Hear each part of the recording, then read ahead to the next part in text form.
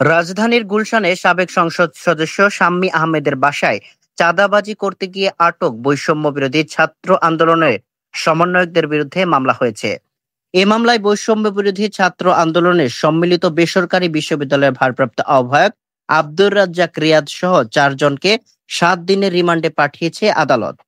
রিমান্ডে যাওয়া অন্য আসামিরা হলেন সাকাদাউন সিয়াম, সাদমান সাদাব ও মোহাম্মদ ইব্রাহিম হোসেন। রোববার ঢাকার অতিরিক্ত chief metropolitan magistrate Mohammad Ziadur Rahman শুনানি শেষে তাদের এ রিমান্ড মঞ্জুর করেন। এদিকে বেলা 4টার পর তাদের আদালতে হাজির করে মামলা তদন্ত কর্মকর্তা গুলশান থানার পরিদর্শক মুখলেসুর রহমান অভিযোগের সুষ্ঠু তদন্তের স্বার্থে প্রত্যেকের 10 দিন করে রিমান্ড আবেদন করেন।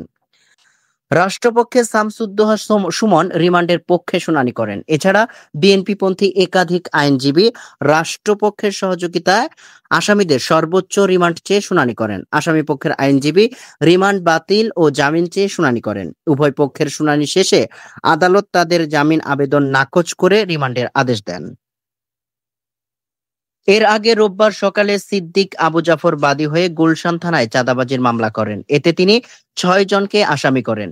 রিয়াদ ছাড়া অন্যান্য আসামিরা হলেন কাজী গৌরব অপু, সাকাদাউন সিয়াম, সাদমান সাদাব, মোহাম্মদ ইব্রাহিম হোসেন ও মোহাম্মদ আমিনুল ইসলাম।